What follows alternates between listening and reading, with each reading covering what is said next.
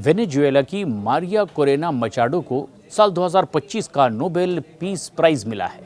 शुक्रवार को उनके नाम का ऐलान बाकायदा कर दिया गया। उन्हें वेनेजुएला के लोगों के लोकतांत्रिक अधिकारों की लड़ाई लड़ने के लिए ये सम्मान दिया गया। उनके लिए ये पुरस्कार इसलिए भी बहुत खास है क्योंकि अमेरिकी राष्ट्रपति डोनाल्ड ट्रंप भी खुद को इस दौड़ में लगातार बनाए हुए थे। हालांकि कमेटी ने ट्रंप की बजाय उनको इस पुरस्कार के लिए चुन लिया। मारिया लंबे समय से लोकतंत्र की योद्धा के तौर पर अपनी लड़ाई लड़ती रही। उनको वेनेजुएला की आयरन लेडी भी कहा जाता है। वेनेजुएला में लोकतंत्र के आंदोलन की नेता के रूप में मारिया कोरेना मचाडो हालिया समय में लैटिन अमेरिका में नागरिक साहस में असाधारण उदाहरण के तौर पर उभर कर सामने आई। मचाडो उस राजनीतिक विपक्ष में एक प्रमुख और एकजुट करने वाली हस्ती के तौर पर जो कभी गहराई से विभाजित था, और एक ऐसा विपक्ष जिसने स्वतंत्र चुनाव और प्रतिनिधि सरकार की मांग में साझा आधार पाया।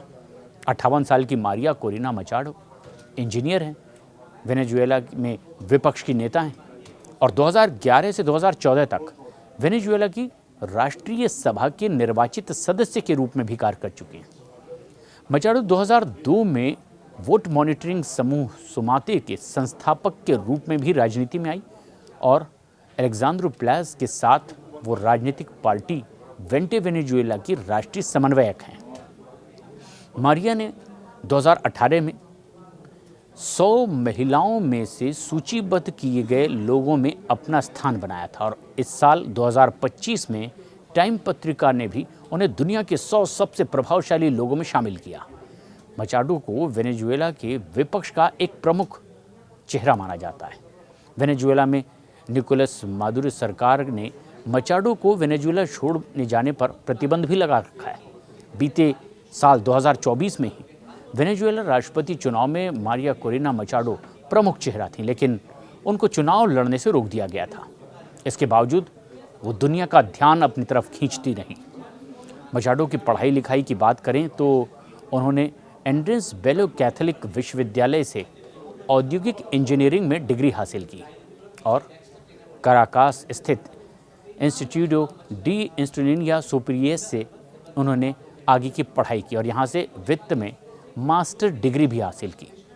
1992 में मचाडो ने फंडासियोन एस्टेनिया यानी एस्टेनिया फाउंडेशन की शुरुआत की थी, जो कि अनाथ और स्ट्रीट के बच्चों की देखभाल के लिए काम करने वाली एक संस्था थी।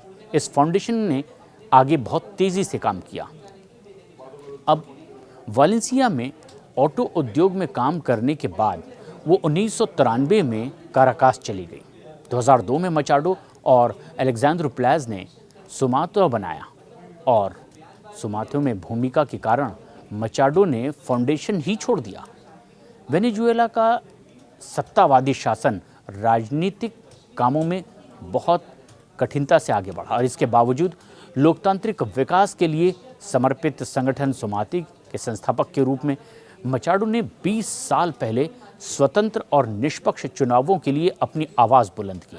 लोगों की आवाज़ उनके साथ जोड़ती चली गई और दुनिया में एक बड़ी बुलंद आवाज़ लोकतंत्र के पक्ष में उनकी मानी गई। उन्होंने कहा कि वो गोलियों के बजाय मतपत्रों पर चुनाव था और इसके बाद से राजनीतिक पदों और संगठनों के लिए मचाडो ने न्यायिक स्वतंत्रता, मानवाधिकारों और लोकप्रिय प्रतिनिधित्व के लिए एक आवाज़ उठानी शुरू की और तब से लेकर उनका ये संघर्ष लगातार जारी रहा। आखिरकार दुनिया में उनके इस संघर्ष को पहचान मिली और 2025 का नोबेल शांति पुरस्कार इन्हें दिया गया।